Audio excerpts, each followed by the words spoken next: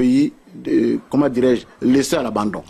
Alors, le peuple congolais souffre. Cet argument sécuritaire, Antoine Glaser, il est, on l'entend souvent, pour maintenir des régimes au pouvoir, mais il est légitime également. Dans le cas du Congo, un pays qui a connu 2 guerres récemment, qui a connu de nombreuses rébellions, qui a encore de nombreux groupes armés qui opèrent sur son territoire, on peut comprendre cet argument sécuritaire. Il faut la stabilité au Congo. C'est-à-dire que, c'est vrai que c'est déjà surprenant d'entendre le représentant de Joseph Kabila dire quand il est arrivé au pouvoir, s'il parle de 2001, il a succédé à son père. Alors donc, il faut s'adresser, c'est-à-dire c'est un peu un parricide quelque part. Deuxièmement, quand on parle des casseurs, très franchement, les casseurs, il y a quand même eu, c'est la première fois qu'on voit ça en Afrique, 3 sièges de l'UDPS, du mouvement des Lumumbis et d'un autre siège qui ont été quand même incendiés et vraiment avec des gens assassinés. C'est quand même, on a rarement vu ça, je veux dire, dans un pays africain. Qu'est-ce qui est arrivé d'une façon aussi violente. Moi, je suis le petit blanc des bords de Seine, donc je vois ça sans doute des bords de Seine, mais je suis ça depuis 35 ans. Et c'est vrai que le Congo, rappelez-vous, alors bien sûr, tous les trucs de scandale géologique, moi qui analyse ça, ce que j'analyse, c'est que finalement, le maintien de Joseph Kabila au pouvoir, ça arrange bien les voisins.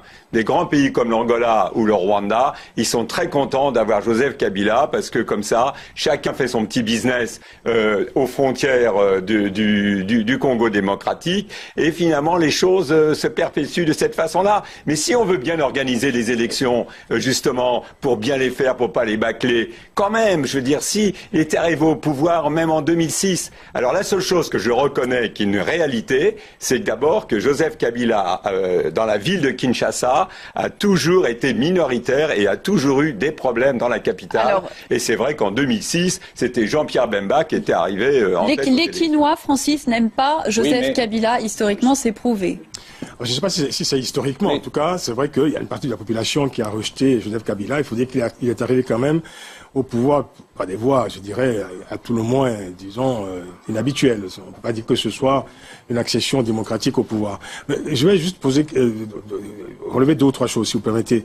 C'est quand le monsieur qui est avec nous, monsieur du PPRD, dit qu'il faut organiser des élections dans de bonnes conditions pour éviter toute contestation, il le dit, il le répète. J'aimerais savoir, au fond, combien de temps il faut, dans un pays, pour s'assurer qu'on organise de bonnes élections. Ça fait quand même 15 ans que ce régime est en place. Il faudrait peut-être encore attendre 5 ans, 10 ans dans ce cas-là. Peut-être qu'il faut complètement renoncer à l'agenda démocratique. Alors, Alidor Mulumbe. Par ailleurs, je voulais quand même souligner également que M. Joseph Kabila n'est pas candidat. Il n'est plus candidat à une élection présidentielle. Donc, il ne peut pas se représenter. Il ne peut pas se représenter. Alors, donc, peut-être que pour apaiser simplement le climat social et politique dans le pays, Joseph Kabila peut se retirer du pouvoir. Annoncer qu'il soit représenté. Et mettre en place une équipe. Alors, Alidor Mulumbe, pourquoi ne pas le faire? Pourquoi Joseph Kabila n'annonce-t-il pas, ne confirme-t-il pas son départ, quand bien même ces élections seraient reportées, quand bien même il faudrait attendre? Et quand est-ce qu'on peut imaginer que ces élections pourront avoir lieu? Il y a ceux qui dialoguent aujourd'hui, l'opposition responsable qui dialogue aujourd'hui, le dernier point sur lequel ils essayent de se mettre d'accord, c'est sur le calendrier électoral. Donc, si on les laisse travailler, si on n'amène pas des pilleurs, des casseurs dans la rue, eh bien, de ce dialogue, il y aura un calendrier électoral global, très clair. C'est ça l'objectif. On a l'impression que ceux qui ne veulent pas d'élection, ceux qui préfèrent plutôt des postures, comme les dirigeants de l'UDPS, ne veulent pas, en fait, qu'on arrive à ce calendrier. Pour le reste, j'entends trop de procès d'intention contre Kabila. Mais Kabila n'a pas dit qu'il va se présenter. Vous savez, pour la France, il y a un pays voisin où un chef d'État a changé la Constitution, il a fait encore des élections et il a eu même les applaudissements de M. François Hollande. Le Congo de Kabila est dans toute la région des pays de Grands Lacs, à l'exception des pays anglophones comme la Tanzanie et la Zambie, c'est le pays le plus démocratique. Allez au Rwanda, allez en Ouganda, où est le Tshisekedi rwandais? Le Tshisekedi rwandais, il croupit en prison. Alors, Antoine Glaser, sur cette question du Rwanda, la Constitution a été changée. Et la communauté internationale l'a très largement applaudi. Absolument. Non, mais je veux dire, c'est une réalité. C'est une réalité aussi au niveau du Congo-Brazzaville. Mais absolument, vous avez tout à fait raison. Mais ça, quel est le... Ok, bien sûr, je suis tout à fait d'accord. Ce sont des présidents qui ont changé leur constitution pour se maintenir au pouvoir en disant, le peuple me demande, moi je ne veux pas, etc. Bien évidemment, vous avez tout à fait raison. Ça n'empêche pas que là, il y a un processus totalement nouveau en République démocratique du Congo. C'est on laisse glisser, alors qu'on ne prépare pas. Et au moment où il faut faire les élections, on dit faut faire un recensement électoral au secours. Mais il y a ce problème de l'hypocrisie de la communauté internationale. D'abord, la communauté internationale, il va falloir quand même le dire et l'affirmer une fois pour toutes, n'existe pas. Vous avez des zones d'influence. Donc habituellement, quand il s'agit par exemple des anciennes colonies françaises, tous les autres pays occidentaux demandent en France qu'est-ce que vous faites vous, qu'est-ce qu'il faut faire, et vous verrez que c'est toujours la France qui propose les résolutions.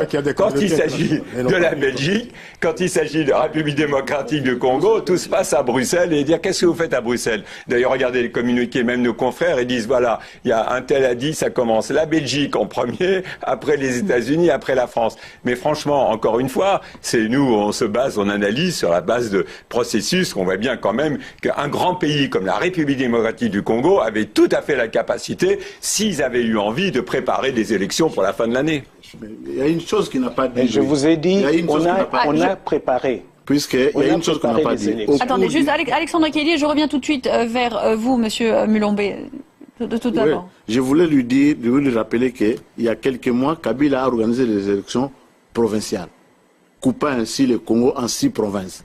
Ça, c'était pour lui faire plaisir. C'était pour lui-même. Et il a fait ces élections-là, faisant du Congo un pays qui compte 26 provinces. Et c'était facile à faire. Or, dans la loi électorale, dans la Constitution, il est prévu de mettre toujours de côté 250 millions de dollars américains pour la préparation des élections.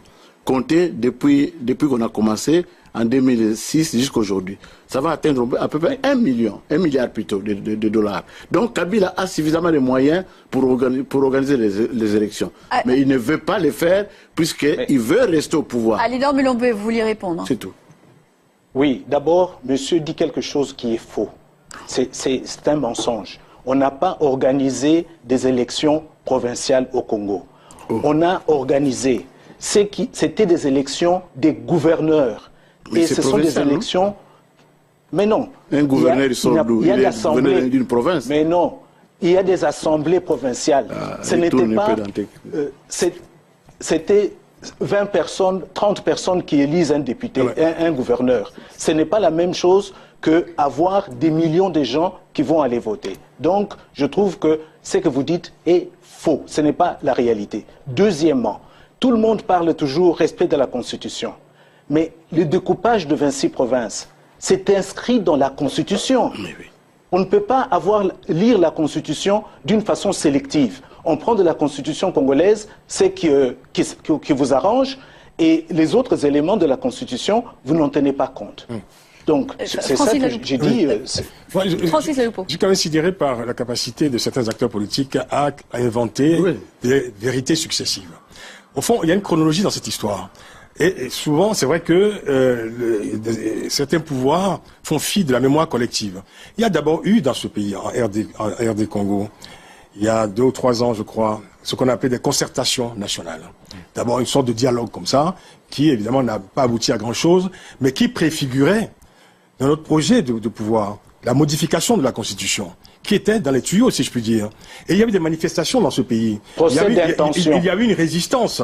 Il y a eu des morts au Congo il y a 2 ans. Procès d'intention, ensuite, vous ne connaissez pas le Congo. Ah mais si, écoutez, c'est une réalité. Il y a eu des concertations internationales, nationales.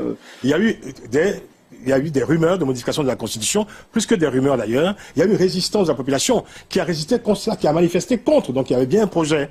Et c'est ensuite qu'il y a eu, effectivement, je dirais, cette carte qui a été sortie d'un glissement du calendrier électoral, qui a amené d'ailleurs le pouvoir à aller devant la Cour constitutionnelle, qui a été consultée pour autoriser en quelque sorte le fait que le mandat de Joseph Kabila puisse être prolongé. Jusqu'à l'élection d'un nouveau président. D'ailleurs, il faut dire, sans délai, de manière indéterminée. Parce que si aujourd'hui on mettait en place un calendrier, on vient quand même de nous apprendre que la commission électorale est incapable de fixer une date pour les élections.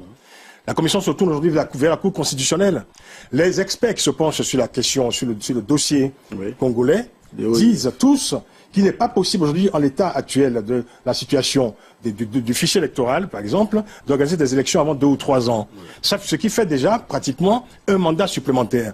On a contourné finalement toutes les difficultés pour offrir au pouvoir en place ce qu'on appelle, c'est la terreur actuellement pour les opinions africaines, un 3e mandat. Alors, est-ce que, Antoine Glaser, est-ce que ce n'est pas un problème? On a vu, je reviens tout de suite vers vous, Ali Lormoulo, juste sur ce point où en est le Congo aujourd'hui. On a vu un pays donc qui est indépendant depuis 1960, on a vu les années Mobutu, le père Kabila, maintenant le fils Kabila, et toujours pas de transition démocratique paisible et acceptée par tout le monde. Est-ce que c'est simplement le cas que ce pays n'a pas les institutions démocratiques suffisamment fortes pour permettre une chose pareille? Est-ce que c'est la conclusion qu'il faut tirer aujourd'hui? Non, c'est ça, on dit toujours qu'il ne faut pas des hommes forts, mais il faut des institutions et autres. Mais ce qui est une réalité, c'est vrai que ce pays a connu un certain nombre de problèmes graves et de conflits à ses frontières, encore une fois, c'est vrai.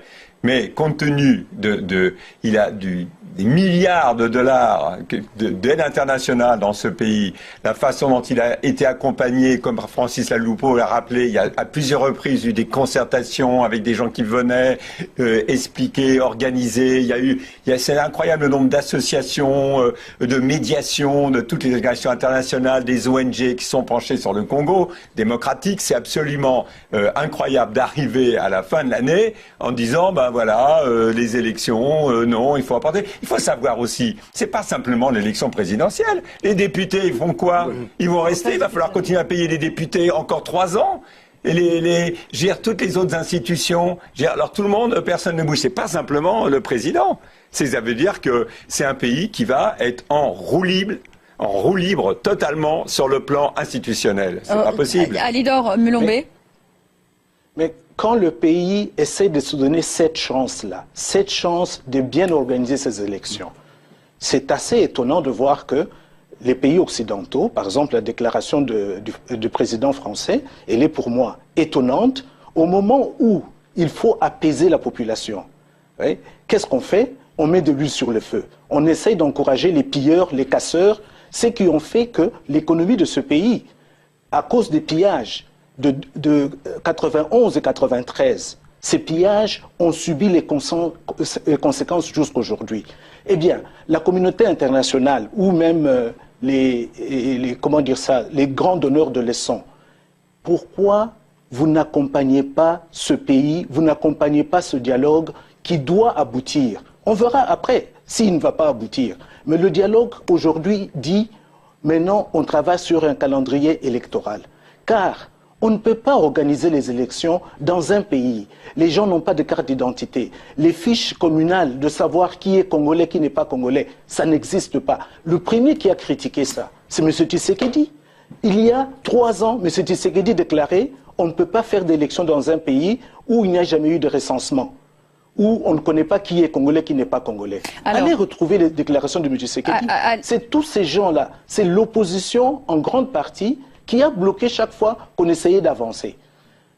Le feu Abbé Malumalu, qui était président de la CENI, a proposé il y a 2 ans un calendrier électoral complet.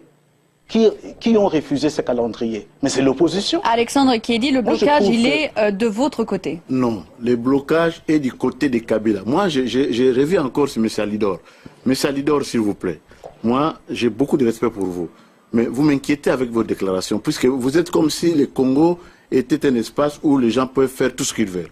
Voilà. Et quand les gens résistent, vous êtes contre eux. Et vous savez bien que dans un État où il n'y a pas de règles, où il y a les 2 heures de l'absolu, la résistance devient un droit.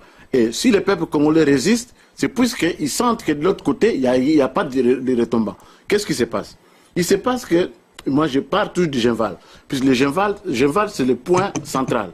C'est comme ça que nous sommes partis. Nous avons dit, plus jamais qu'il y ait des morts comme on voit là aujourd'hui. Il y a 52 morts. On vous a dit seulement 42, 32. Mais il y a 52 morts. Il y a 4 qui ont été tués dans la permanence de l'IDPS. Ils ont été abattus avec une lance-roquette. Les gens ont vu que la lance-roquette a détruit toute la maison et 4 personnes ont été calcinées. Le gouvernement, Alidor Mulombe, est accusé de répression. Mais regardez, qu'est-ce qui s'est passé? Ils ont demandé une marche, soi-disant pacifique. La marche devait débuter dans l'après-midi, en début d'après-midi. Mais c'est déjà à 8h, 9h qu'on a commencé à brûler. Il y a des écoles qui ont été brûlées. Il y a des banques qui ont été brûlées. C'est ça qui s'est passé, la réalité. Ce qui fait qu'on se demandait comment ces gens qui demandent une marche pacifique ne sont pas capables d'encadrer leurs gens. Et quand on regarde la qualité des gens qui étaient dans la rue, qui sont commencés à les piller, voler les magasins des Chinois, etc., c'était des jeunes gens. C'est ce qu'on appelle à Kinshasa. La plupart, ce sont des Chégués. On en a trouvé même, il y en a même qui manifestaient nus. Donc, ce qui fait que la répression, c'est quoi? Ici, c'est rétablir l'autorité de l'État. Madame et monsieur qui en salle, si on vient attaquer votre maison, juste parce que on vous soupçonne d'être partisan de M. Kabila et on vient attaquer votre maison, vous ne serez pas heureux d'avoir la police venir essayer de limiter les dégâts? Alors, juste c'est ça qui s'est passé. Francis Laloupo. Oui, alors je veux juste dire, je suis pris que le monsieur du PPRD qualifie les manifestants de drogués, de délinquants. Bon, c'est une drôle de façon quand même de qualifier l'opposition. Ce que je veux dire simplement, je vais être très court, c'est que je reviens à ce que je disais au départ, cette crise a été quand même créée par le régime en place. C'est le régime qui n'a pas su organiser des élections. On connaît des crises préélectorales, des crises post-électorales. Là, on a une crise de non-élection. Voilà. Et cette crise provoque évidemment des tensions politiques. Là, il y a des manifestants, il y a un dialogue, donc il y a forcément des pour et des contre. Il y a des gens qui manifestent. Il se fait que ce pouvoir refuse toute forme de contestation, d'où cette répression qui est tout à fait féroce, tout à fait violente. Mais messieurs, on va juste laisser c'est-à-dire que finalement, on a créé en RD Congo une situation insurrectionnelle. C'est ce qu'il faut admettre tout simplement et l'assumer. Maintenant, c'est au pouvoir de gérer la situation. Antoine Glaser. Il faut quand même rappeler ce qu'avait critiqué François Hollande, qui, moi, je suis pas d'accord sur la politique africaine, mais je veux dire, ce qui a critiqué François Hollande, c'est l'attaque d'un siège de l'UDPS, du principal parti du pays. L'attaque et l'incendie du siège du DPS. Ça, sont pas des pilleurs et des casseurs, c'est de la violence d'État. C'est comme ça que ça s'appelle. Alidor Mulombe, de la violence d'État. Pourquoi vous ne critiquez pas On a brûlé le siège du PPRD, on a brûlé le siège du RCD. Tous les partis de la majorité présidentielle, leurs sièges ont été brûlés. Pourquoi vous ne parlez pas de cela? C'est un peu ce qui étonne. Ça, c'est les militants qui ont brûlé le siège, ce n'est pas l'État. La question qu'on peut poser à un régime dans une situation comme celle-là, pour évidemment apaiser un peu les humeurs, c'est quelle est la réponse politique pertinente que votre régime apporte à cette situation? C'est la seule question qui vaille. Vous êtes encore aux commandes de l'État, c'est à vous d'apporter la réponse pertinente. Or, il se fait que le dialogue apparaît comme une réponse insuffisante. Donc, c'est à vous d'inventer la réponse pertinente. Même de un dernier mot, on est parti pour un cycle de manifestation et de répression. Non, mais juste, on voyait bien que le dialogue n'est pas nouveau. Ce dialogue n'est pas né il y a simplement quelques semaines. Il y a eu des négociations qui se sont éternisées avec une vraie volonté finalement du pouvoir de pas aboutir. Et c'est vrai que au niveau de ces dialogues, c'est vrai qu'il est vraiment les opposants qui se participent à ce dialogue sont extrêmement minoritaires. Alors malheureusement là-dessus on va devoir s'arrêter. Je sais qu'on qui montre les textes que l'IDPS a signés. Je sais qu'on pourrait continuer encore longtemps. Vous voyez que se conduire là-bas à Kinshasa. On y reviendra sur cette crise politique au Congo très bientôt avec vous, messieurs, je l'espère. Merci infiniment d'avoir été nos invités ce soir. Merci à vous d'avoir suivi ce débat. On se retrouve demain soir pour un tout nouveau débat sur France 24. Bonsoir. Oui.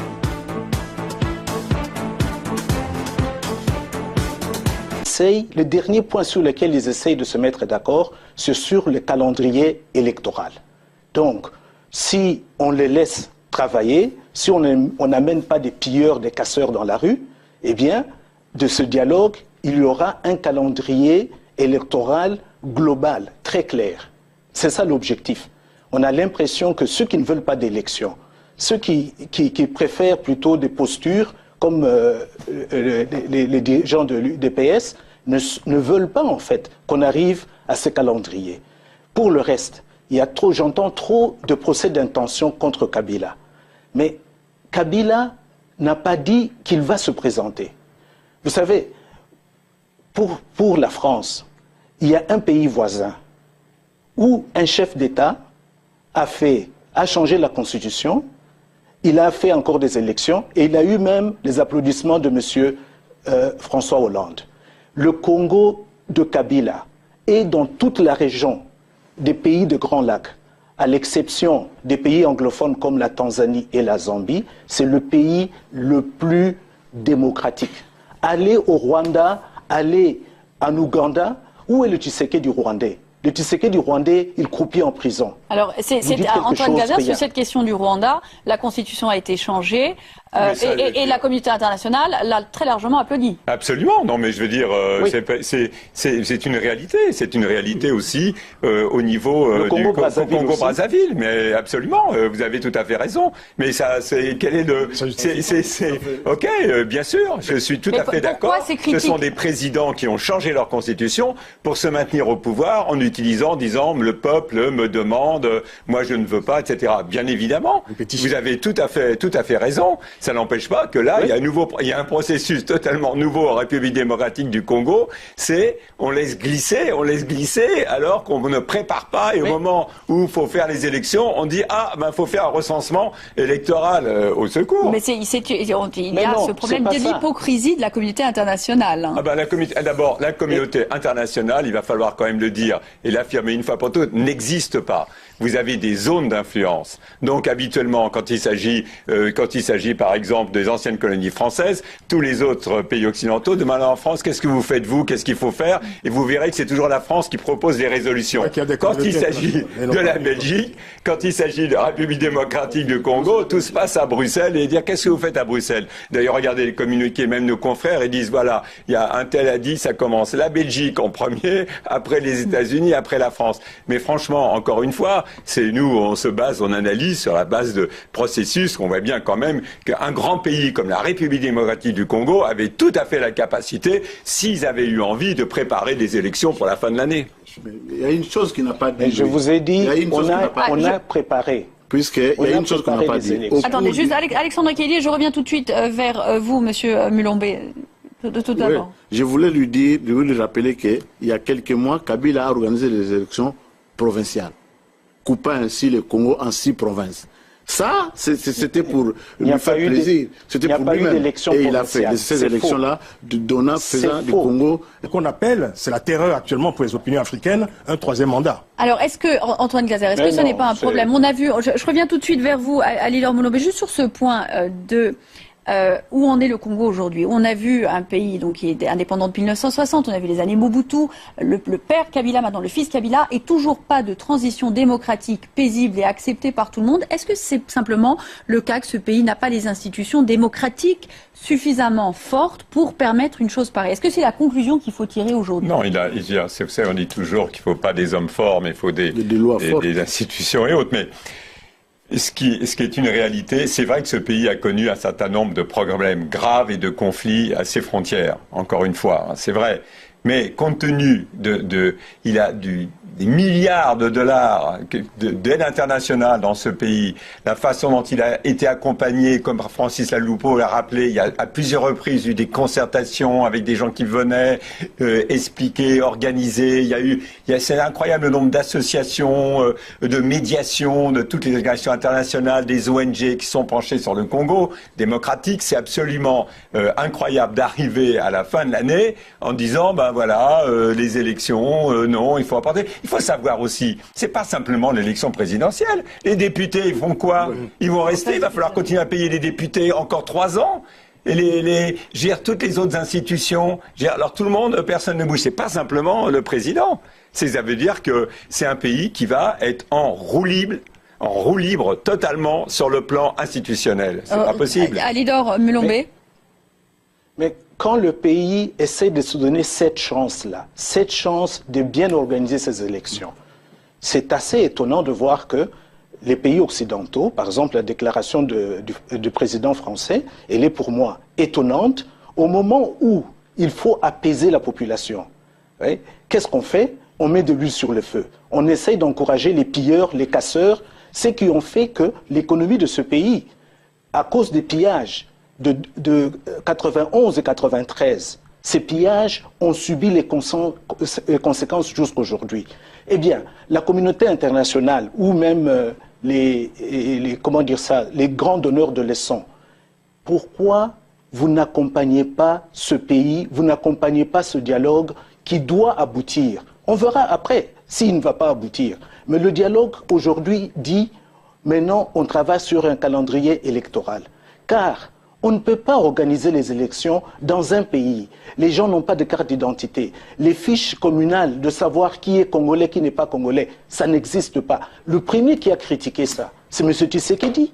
Il y a 3 ans, M. Tshisekedi déclarait on ne peut pas faire d'élections dans un pays où il n'y a jamais eu de recensement, où on ne connaît pas qui est congolais, qui n'est pas congolais. Alors, allez retrouver les déclarations de M. Tshisekedi. C'est tous ces gens-là, c'est l'opposition en grande partie qui a bloqué chaque fois qu'on essayait d'avancer.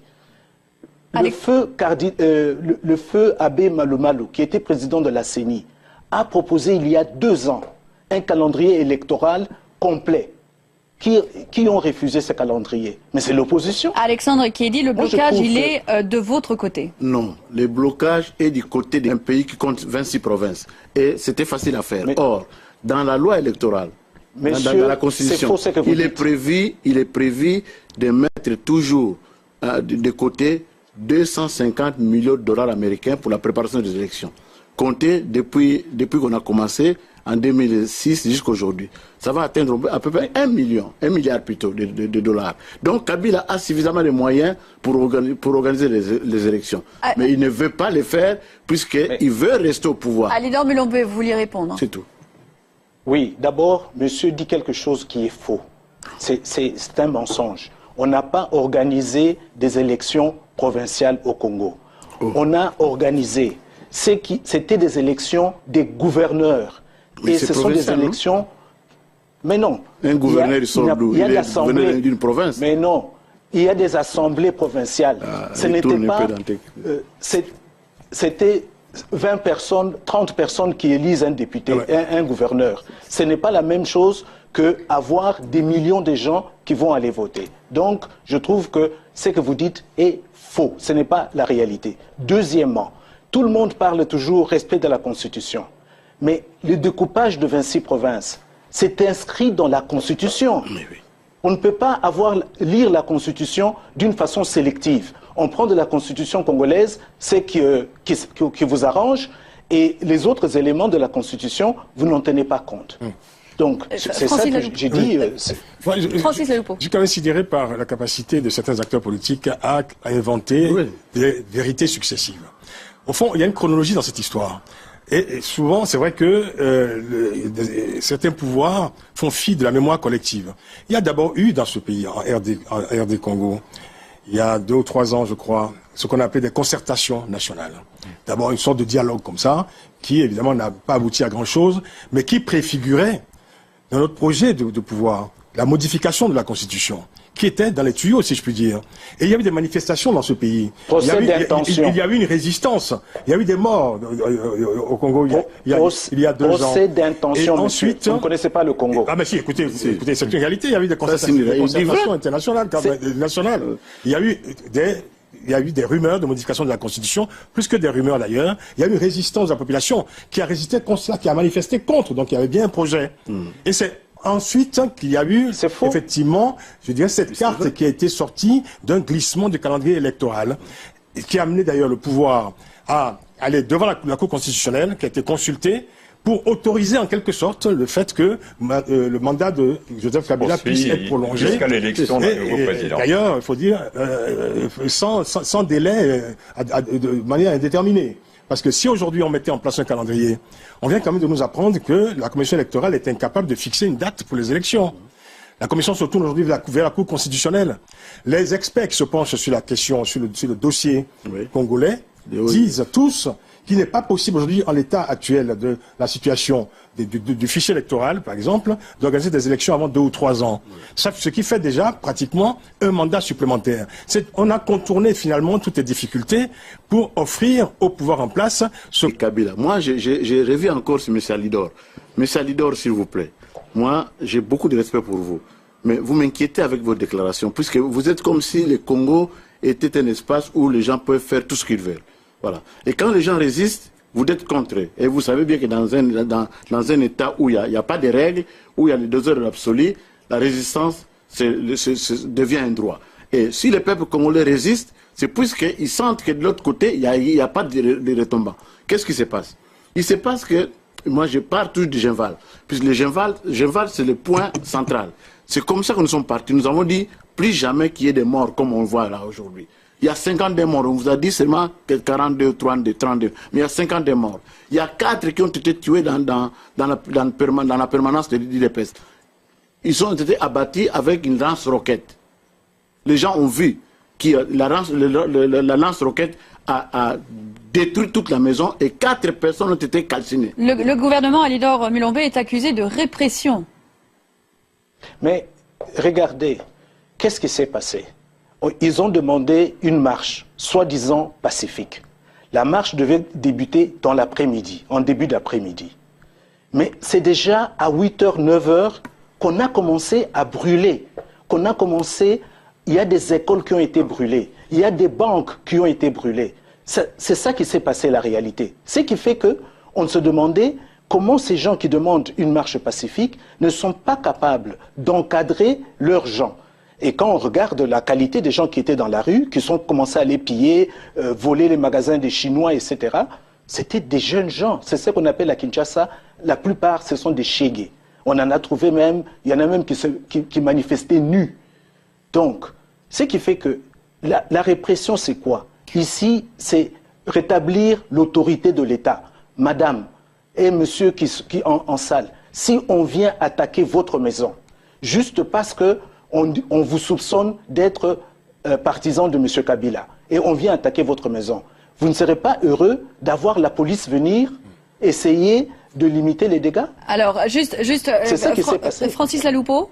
Oui, alors je veux juste dire, je suis pris que le monsieur du PPRD qualifie les manifestants de drogués, de délinquants. Bon, c'est une drôle de façon quand même de qualifier l'opposition. Ce que je veux dire simplement, je vais être très court, c'est que je reviens à ce que je disais au départ, cette crise a été quand même créée par le régime en place. C'est le régime qui n'a pas su organiser des élections. On connaît des crises préélectorales, des crises post-électorales. Là, on a une crise de non-élection. Voilà. Et cette crise provoque évidemment des tensions politiques. Là, il y a des manifestants, il y a un dialogue, donc il y a forcément des pour et des contre. Il y a des gens qui manifestent. Il se fait que ce pouvoir refuse toute forme de contestation, d'où cette répression qui est tout à fait féroce, tout à fait violente. Mais messieurs, on va juste laisser c'est-à-dire que finalement, on a créé en RD Congo une situation insurrectionnelle. C'est ce qu'il faut admettre tout simplement et l'assumer. Maintenant, c'est au pouvoir de gérer la situation. Antoine Glaser. Il faut quand même rappeler ce qu'avait critiqué François Hollande, qui, moi, je suis pas d'accord sur la politique africaine, mais je veux dire, ce qu'il a critiqué François Hollande, c'est l'attaque d'un pays, comment dirais-je, laissé à l'abandon. Alors, le peuple congolais souffre. Cet argument sécuritaire, Antoine Glaser, il est, on l'entend souvent, pour maintenir des régimes au pouvoir, mais il est légitime également. Dans le cas du Congo, un pays qui a connu 2 guerres récemment, qui a connu de nombreuses rébellions, qui a encore de nombreux groupes armés qui opèrent sur son territoire, on peut comprendre cet argument sécuritaire. Il faut la stabilité au Congo. C'est-à-dire que, enfin, c'est vrai que c'est déjà surprenant d'entendre le représentant de Joseph Kabila dire quand il est arrivé au pouvoir, s'il parle de 2001, il a succédé à son père. Alors donc, faut s'adresser, c'est-à-dire c'est un peu un parricide quelque part. Deuxièmement, quand on parle des casseurs, très franchement, les casseurs, il y a quand même eu, c'est la première fois qu'on voit ça en Afrique, 3 sièges de l'UDPS, du mouvement des Lumumbis et d'un autre siège qui ont été quand même incendiés et vraiment avec des gens assassinés. C'est quand même, on a rarement vu ça, je veux dire, dans un pays africain. Qu'est-ce qui est aussi arrivé, d'une façon façon aussi violente. Moi, je suis le petit blanc des bords de Seine, donc je vois ça sans doute des bords de Seine, mais je suis ça depuis 35 ans, et c'est vrai que le Congo, rappelez-vous, alors bien sûr, tous les trucs de scandale géologique, moi qui analyse ça, ce que j'analyse, c'est que finalement, le maintien de Joseph Kabila au pouvoir, ça arrange bien les voisins. Des grands pays comme l'Angola ou le Rwanda, ils sont très contents d'avoir Joseph Kabila parce que comme ça, chacun fait son petit business aux frontières du Congo démocratique et finalement les choses se perpétuent de cette façon-là. Mais si on veut bien organiser les élections, justement, pour bien les faire, pour pas les bâcler, quand même, je veux dire, si il était arrivé au pouvoir même en 2006, alors la seule chose que je reconnais qui est une réalité, c'est d'abord que Joseph Kabila, dans la ville de Kinshasa, a toujours été minoritaire et a toujours eu des problèmes dans la capitale. Alors, et c'est vrai qu'en 2006, c'était Jean-Pierre Bemba qui était arrivé en tête. Les Quinois, Francis, n'aiment pas Joseph Kabila. Historiquement, c'est prouvé. Je ne sais pas si c'est historiquement. En tout cas, c'est vrai qu'il y a une partie de la population qui a rejeté Joseph Kabila. Il faut dire qu'il est arrivé quand même au pouvoir par des voies, je dirais, à tout le moins, disons, inhabituelles. On ne peut pas dire que ce soit une accession démocratique au pouvoir. Mais je vais juste relever deux ou trois choses, si vous permettez. C'est quand le monsieur qui est avec nous, monsieur du PPRD, dit qu'il faut organiser des élections dans de bonnes conditions pour éviter toute contestation, il le dit, il le répète. J'aimerais savoir, au fond, combien de temps il faut dans un pays pour s'assurer qu'on organise de bonnes élections. Ça fait quand même 15 ans que ce régime est en place. Il faudrait peut-être encore attendre 5 ans, 10 ans dans ce cas-là. Peut-être qu'il faut complètement renoncer à l'agenda démocratique. Alors, Alidor Mulumbe. Par ailleurs, je voulais quand même souligner également que M. Joseph Kabila n'est pas candidat. Il n'est plus candidat à une élection présidentielle. Donc, il ne peut pas se représenter. Il ne peut pas se représenter. Alors, donc, peut-être que pour apaiser simplement le climat social et politique dans le pays, Joseph Kabila peut se retirer du pouvoir. Annoncer qu'il soit représenté. Et mettre en place une équipe. Alors, Alidor Mulumbe, pourquoi ne pas le faire? Pourquoi Joseph Kabila n'annonce-t-il pas, ne confirme-t-il pas son départ, quand bien même ces élections seraient reportées, quand bien même il faudrait attendre? Et quand est-ce qu'on peut imaginer que ces élections pourront avoir lieu? Il y a ceux qui dialoguent aujourd'hui, l'opposition responsable qui dialogue aujourd'hui,